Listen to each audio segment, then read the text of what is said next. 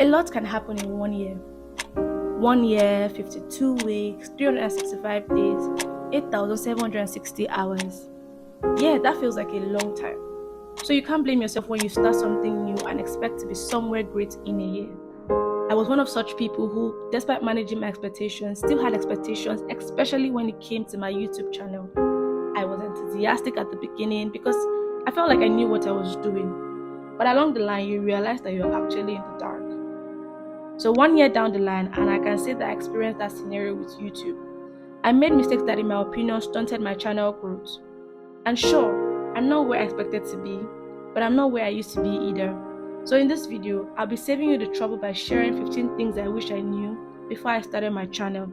And make sure you carry your pen because there's so much for you to jot down in this video. The first thing I wish I knew was, I wish I knew that it was okay to experiment. Guys, I was so scared of trying new things when I came on YouTube. In fact, after my first video, because my first video was a hit, the comments were amazing, people loved my first video, I didn't know what to do next. Like, I was so confused that, if I try something else, could it do as well as this first video? So I was so scared of experimenting. And the crazy thing is, as a new YouTuber, you should love experimenting because you don't have a lot to lose. You don't have a lot at stake. Like a big YouTuber that's already making money off YouTube, that has sponsorship, has a very large audience, they are very careful what they put out on YouTube, but they hardly experiment. Think about all the YouTubers that you know that are really, really big YouTubers. How many of them do you see just come up with something entirely different from what they've been posting regularly? You hardly see that.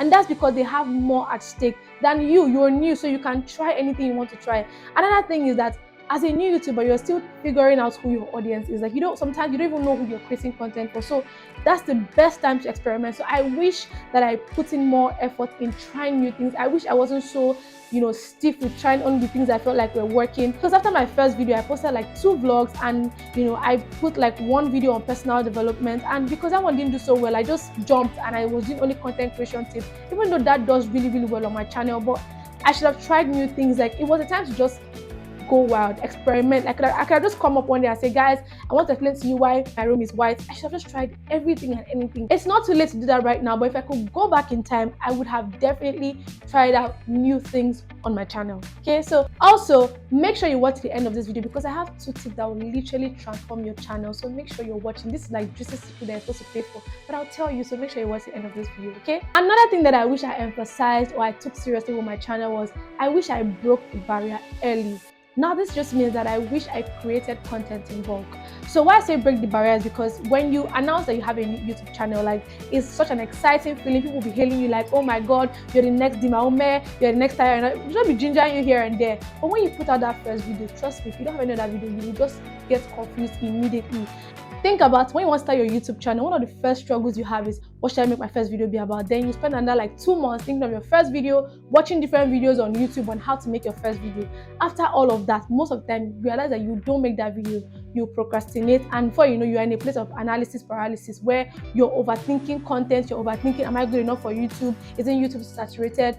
And you will feel even worse when you post your first video. Guys, I wish that I created at least 3 videos before I posted my first video, because after I posted my first video, I didn't know what to do anymore. Like, I was confused. Another time, I didn't understand how long it would take me to create content. I didn't even know so many things. So after posting that first video, I just got stuck and I was confused.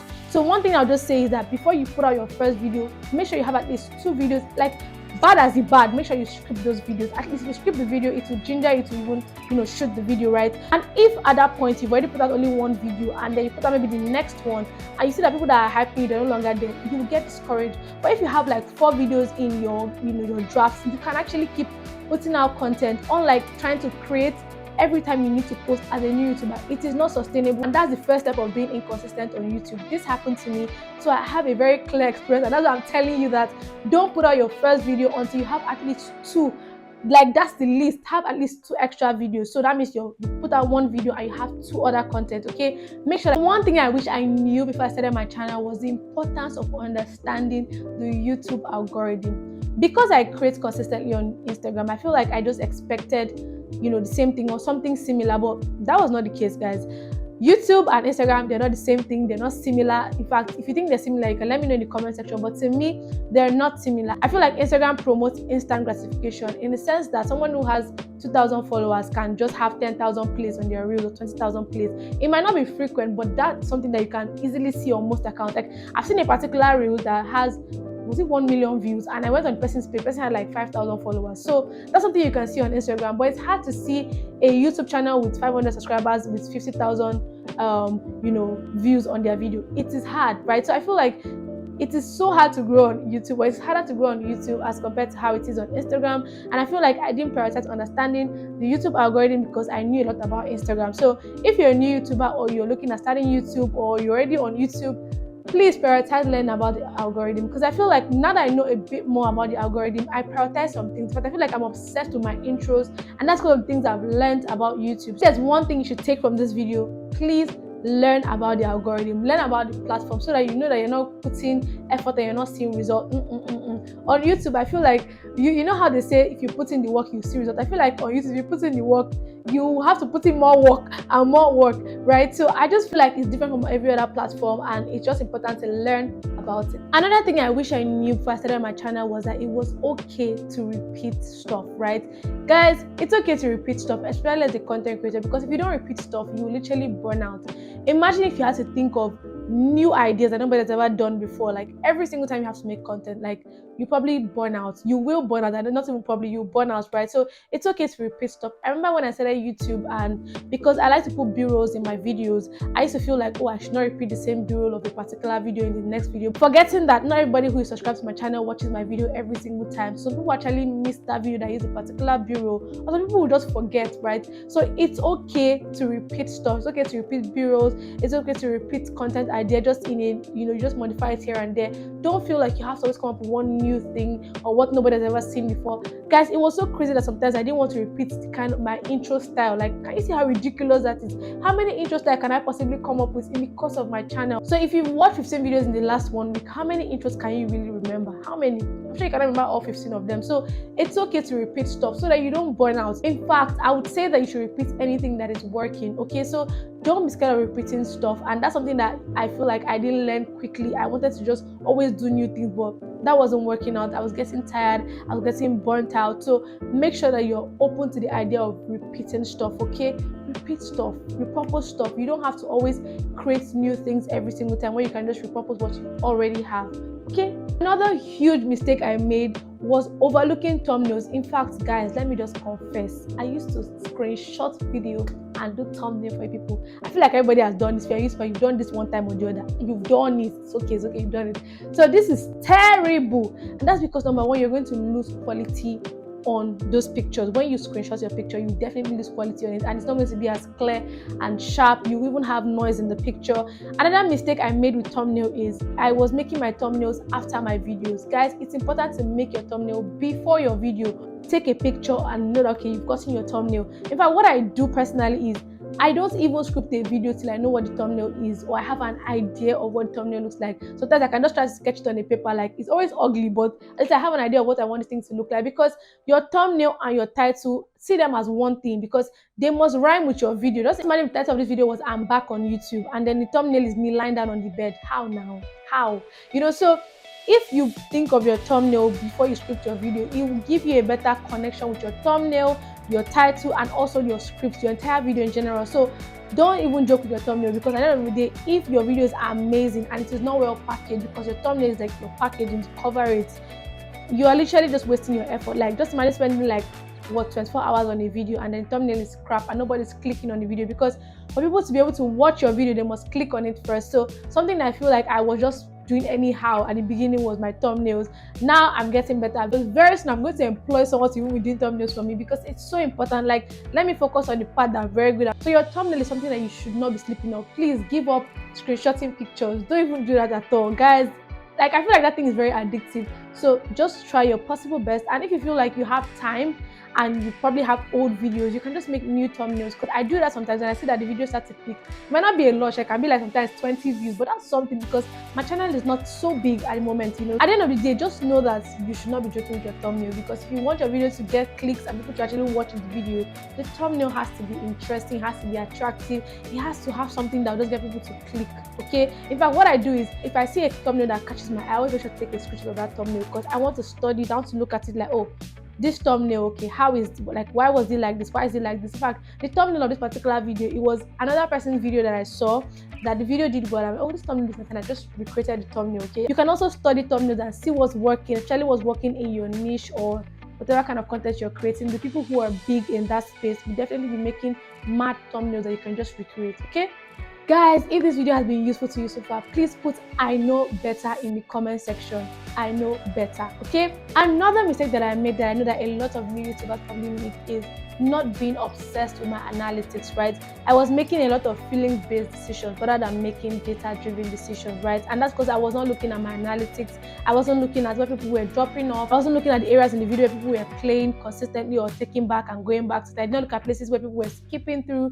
I just did not like to see the numbers. But like, as much as you don't like to see the numbers, you find a lot of useful information there. So as a creator, a new YouTuber, I really advise you to look at your analytics. When you upload a video, you know, okay, which one is doing well. Is it doing better than the last, 2 videos or 3 videos? You can see the watch time, you can see the views. Because when I started on YouTube, I used to be so like fixated on the views. I didn't understand that as much as the views are important, like the watch hour was more important. So I didn't even know the videos that were giving me more watch time as compared to videos that were giving me the views. So over time, understanding my analytics, I started to understand that, okay, this one is giving me this, one is giving me that. I started to understand click-through rate. I started to understand how long people watch it, average view duration, just a lot of things that I did not know until I started to study the analytics, right? I also talked about studying the algorithm, but it's also important to know a lot of things about your analytics, because that's where you make decisions. In fact, if you're looking out for content to make in a particular month, if you check your analytics, you know what to do, because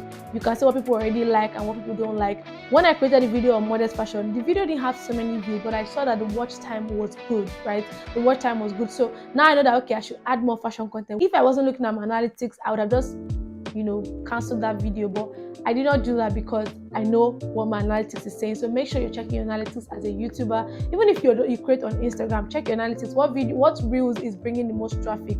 What post is bringing the most likes? You need to know so that you know what you're creating. I have a series on Instagram called like Outfits Inspired by Series, and a video for different outfit that students to wear to different locations. I won't lie to you guys, at some point I didn't want to do it again because I felt like I'd done so many variants of it and a lot of people started to copy me. So I was just like, I don't want to do it again. But I realized that that's the content that brings the most followers to my page, brings the most engagement, has the most plays, has the most saves. So I realized that as much as I didn't want to do it again because people were not doing it, my analytics was saying something else. You get what I'm trying to say? So make sure you're checking your analytics.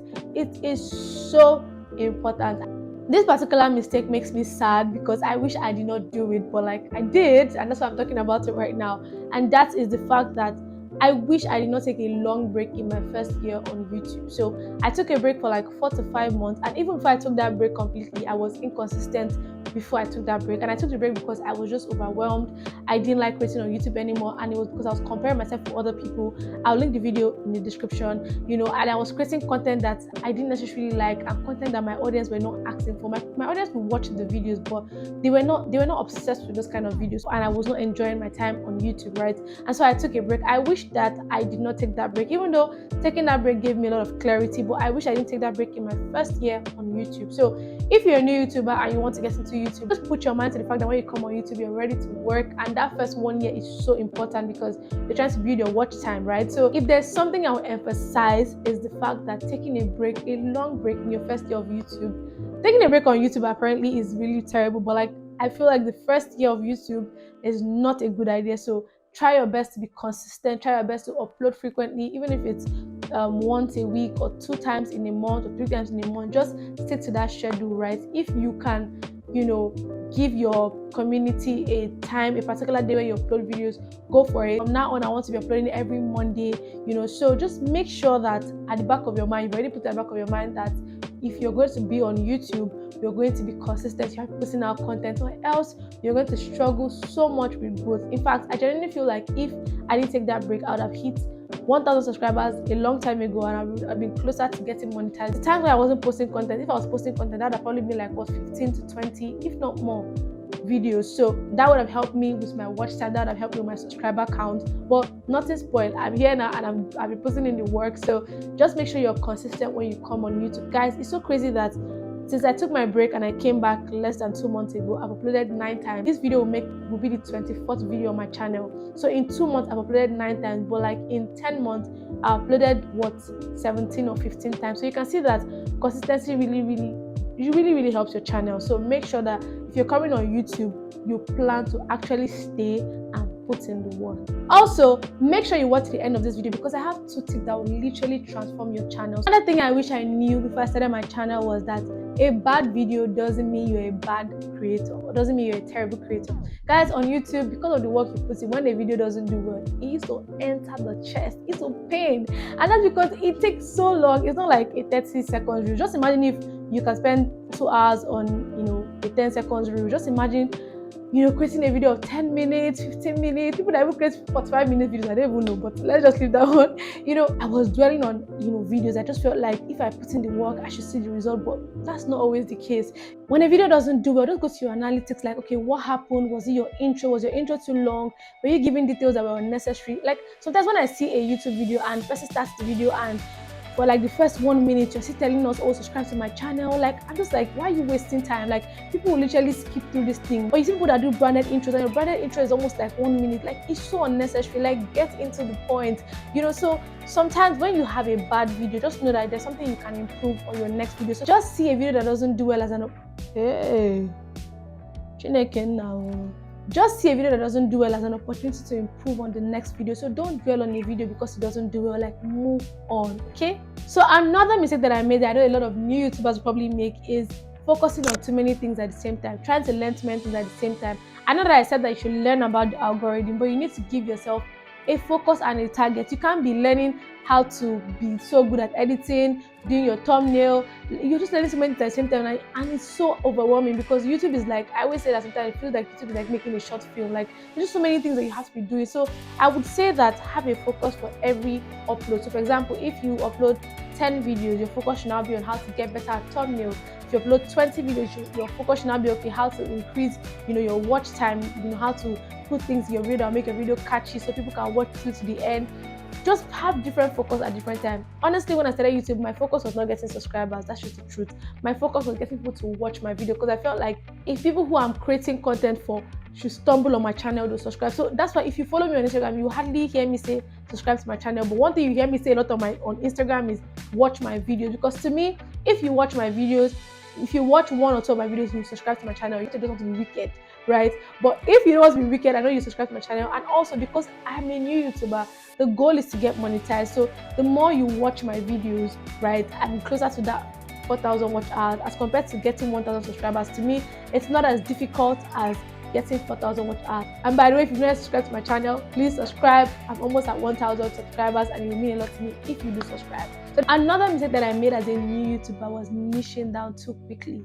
I said it earlier when I talked about trying out new things, but it's very terrible to niche down quickly when you start on YouTube, because as a new YouTuber, you don't even know who you're creating for at first. You don't know what you like, you don't know your strengths, you don't know your weakness. So it is very terrible to niche down quickly as a new YouTuber. So don't be tempted to be known for only hair content or only like fashion content. Like, keep trying out different things, then you eventually pick the one that you know and the one that your audience really loves. So make sure that you're not rushing to be known for one thing. Like, don't be in a hurry to just create one type of content. Try out different things so you can see your strengths, you can know how long it takes you to make certain type of content, you can be able to measure the result. Another terrible mistake that I feel like I made with my channel at the beginning is I did not define my target audience. I did not define who I was creating content for. I was just creating videos, right? I wasn't sure of who I was creating for. As much as there's room for experimenting, you need to know who you're creating that content for. Because imagine you make a 20-minute video full with useful information, the content is packed, and you're talking to the wrong people. And it's okay, like I said earlier, to experiment and try new things out, but you need to know who you're creating content for. You cannot be talking about content creation tips and then the people that are following you are, I don't know, teachers who don't care about those things, right? Because the point is that they cannot make any sense of that information. It cannot benefit their life. It cannot change their life. It cannot transform them. So if you're creating content, you need to be sure of who you're creating content for. Like, what do they do? What are their day-to-day activities? How much do they earn? You need to know all these things so that you're creating accordingly. Because another thing is, I feel like if you know your target audience, you have like a string of content. Like, you will not have issues coming up with content ideas because you know what people are looking out for. You know what people, you know these people's struggles. You know what they want to get better at. I know that a lot of my audience are content creators. I know a lot of people who follow me are YouTubers who want to get better with their content, who want to be more consistent, who want to learn to just create better content in general. So I know that when I'm talking about things like this, I'm talking to the right people, right? I'm talking to people who want to take their content creation from being a hobby to a business. I know I'm talking to the right people. So imagine I'm saying all these things that have been sounding valuable to you so far. Imagine I'm talking to the wrong people, but I know who I'm creating for. So I know that this is content that my audience loves. Okay, so make sure you know who you're creating for. Take out time. Don't just assume. If you're creating fashion content, who are you creating fashion content for? Are you creating fashion content for moms that are trying to, still look nice for their husbands? Are you creating fashion content for people who are in their 20s? Who are you creating fashion content for? You just need to know. Are you creating fashion content for people who are on a budget? People who dress modestly? You just need to know who are you creating for. What do these people like? What do they do? How much do they earn? What are their hobbies? What are their struggles? Because it will help you come up with content ideas, okay? Another super important thing that every new YouTuber should do, and this is something that I did not do, was a big mistake, was I did not immerse myself in the industry I was creating content for. I've said it before on this channel that I like to watch a lot of filmmakers, and I don't make filmmaking content, even though I talk about, videos here and there, but I don't specifically make filmmaking content. So as much as that information I'm getting from those kind of content is really good and it's helping me out with my content, how I film my videos, how I edit my videos, how I shoot videos and all of that, the actual industry that I'm creating content for, which is fashion, I don't really watch a lot of YouTube fashion content. I just consume fashion content on Instagram, so I feel like being immersed in your industry will help you know what's already working. Immerse yourself in your industry, immerse yourself with the people who are doing well in your industry. I mentioned that I'm checking my analytics often, and one thing I realized is the fact that a lot of my viewers watch 3 particular YouTubers. I'm not going to mention their name, but I noticed a lot of my viewers watch those people's videos, and immediately I noticed that I realized that okay, there's something I need to start doing. I need to start watching their videos often. I need to start seeing what people are saying, because we have similar audience. We're not creating similar content completely, but we have similar audience. So it's very important to immerse yourself in the industry, because if I didn't see that in my analytics, I probably would not care so much about this particular YouTuber's content, right? I would just overlook it. Not like I don't like their content, but like I don't really consume it. But now that I can see that a lot of my audience watch these people's content, I know that okay, I have to watch their content often. I have to see what's working and see what they're looking out for. Check out the content. So make sure you immerse yourself in the industry you want to create content for. Another mistake that new YouTubers make, because I know I made this mistake, is to measure your journey with that of other people. Just because somebody hits 10,000 subscribers in 5 months doesn't mean you need to hit 10,000 subscribers in 5 months. Stop putting unnecessary pressure on yourself because somebody else is hitting a particular milestone. For some people, they're going to have like massive growth. They're going to go viral in like the first day on YouTube. For some people, they have to build steadily, over a long period of time. And you might be part of people who have to build steadily for a long period of time. So stop comparing your growth with that of somebody who went viral. No one should be your yardstick for growth. Put in the work and do what you have to do, but don't measure or don't give yourself any unnecessary timeline or unnecessary stress because somebody else is hitting a particular milestone. Another mistake I made on my channel that I know that some new YouTubers will probably make is I didn't use other YouTube features. Like I just used to upload my video and that's all. I had community page. I wasn't even using it for a long time. I wasn't posting YouTube shorts. So one advice I'll give to any YouTuber or YouTuber that's currently, putting out content, like try and use other YouTube features. This is something that I've given myself a target that I want to start uploading my shorts. I want to start, like I've been posting on my community page. If you're subscribed, I'm sure you already see that. So I just want to do that more often. Basically, I want to use other features to help me grow. The fact that YouTube made all those features available means that they're useful. So it doesn't make sense to just only upload my video and do nothing else. I'm going to start using more of those features, and I advise that you do so as well. Now that we've gotten all of this out of the way, the bonus tip that I had for you at the beginning of this video, like I promised, is decide what kind of relationship you want to have with YouTube. Do you want to have a full-time relationship, like a serious relationship, or do you want to have a casual relationship with YouTube? I think that's something that I would say has changed in perspective for me from when I started YouTube last year and now. Like now I feel like I'm more clear, I'm more aware of why I'm actually here and what I want to do on YouTube. So the fact that I'm clear right now is going to help me, continue growing and do what I have to do to get the growth that I want. So one thing I'll just say is that decide what kind of relationship you want to have with YouTube. That's the thing that really is differentiating last year from this year. Like I said earlier, in 1 month plus, I've uploaded 9 videos as compared to 10 months, I uploaded less than 20 videos. So there's just so much to say about, making up your mind on something. So just make up your mind. Do you want to have a full, long relationship with YouTube, or do you want to have a casual relationship? And anyone you choose is fine. So now to the milestones I've hit in the last 1 year on YouTube. The first one I'll say is clarity. Now I know a lot about certain things that I didn't know before, and that's why I shared this video with you. So I'm really excited about the next year on YouTube. I'm so excited, and I'm really looking forward to everything that I'll do and everything we'll do together as a community here on YouTube. Another milestone I've hit in the past 1 year on YouTube is uploading 24 times, right? And in that 24 times, I've been able to build my skills. I've been able to learn about thumbnails. I've been able to script videos. Because I used to create on Instagram, I didn't have a need to script videos, right? But YouTube has helped me pick up scripting as a skill. I've been able to learn how to edit better, edit faster. Just so many skills that if I wasn't doing YouTube, they would be a bit rusty, right? So being on YouTube is helping me use this thing and get better at it, right? Even though I didn't get monetized in my first year on YouTube and I didn't hit 1,000 subscribers, I'm really glad that I have clarity on what to do from now on. Like, I'm actually happy because I've learned resilience on YouTube, because like I said, YouTube is not easy. I've learned not to give up, and to me that's a big achievement, because some people after 1 year they just say they're no longer doing YouTube anymore, which is fine, but I'm happy that I'm able to follow through and actually show up here. And also to amazing Independent Tribe community, you guys have been so amazing. You guys, your support, your comments, oh my god. Sometimes when I upload a video and I see the comments, I'm just also emotional, like, is it really people are giving all these nice words to? So thank you guys so much for always watching my videos, because I'm so happy that 1 year on YouTube I can actually make a video like this and actually share what I've learned in 1 year. I would also say that YouTube has helped me to be more self-aware. Now I know a lot more about myself that I didn't know before, because it's been a ride. But thank you guys so much for watching. Cheers to the Independent Tribe. You guys are the reason that I'm here, and I really appreciate you guys. Subscribe.